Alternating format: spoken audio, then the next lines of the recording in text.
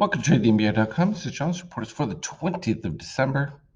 Well, as expected, with the white NBI leading, broke below the 50% and actually closed below it. Continuing to still have poor performance, at least from a long standpoint. Magenta not even attempting a turn at this particular stage.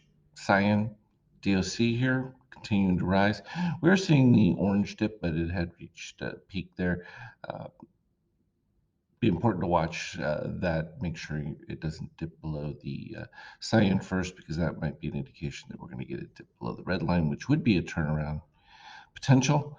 And just more of the same. I mean, now we've pretty much almost filled back the CPI surprise. It's two-thirds of the way there. So pretty close to that full fill.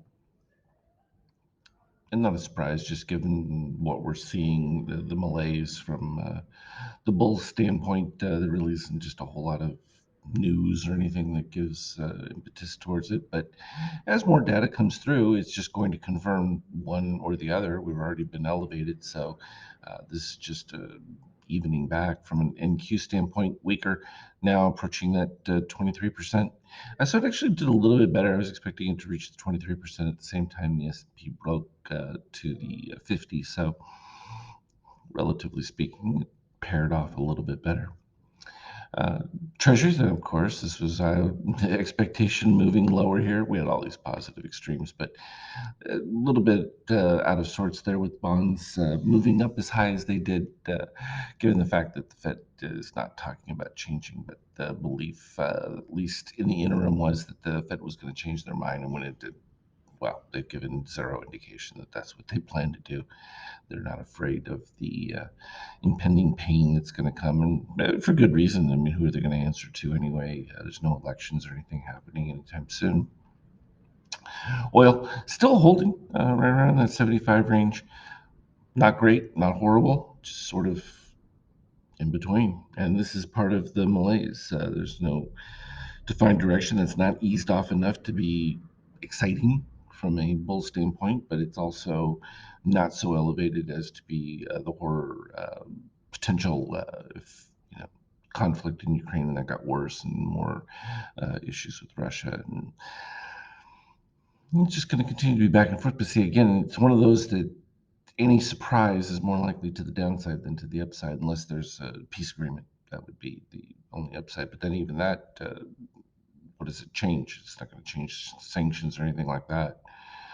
From a gold standpoint, still holding on, and gold should really begin to start to escalate, going back and making new highs, moving towards the 2K level at least. Been artificially suppressed. The euro didn't really do a whole lot of anything, but it doesn't look to be suffering anymore. I think it's past its worst stages, unless we get some really major negative reads out of the EU. But the dollar support that they gave for purchasing of oil, and that really made all the difference. Bitcoin continuing to be soft. Now we're at that point where white MBI will be above magenta, but it was already suffering a little bit of weakness generally.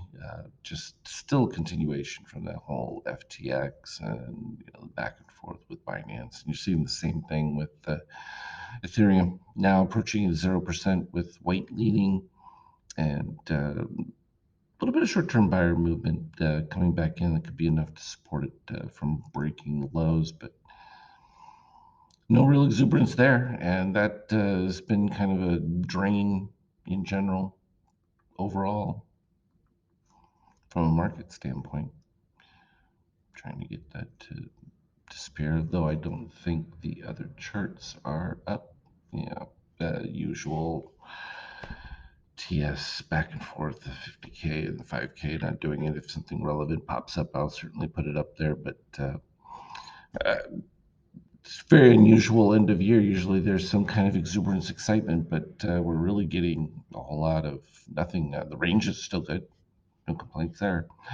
So this is more of an intraday game, and really softness abounds, and it's not changed yet. As always, though, if there's anything relevant, I'll put on the Skype chat. Trade well. Talk to you later.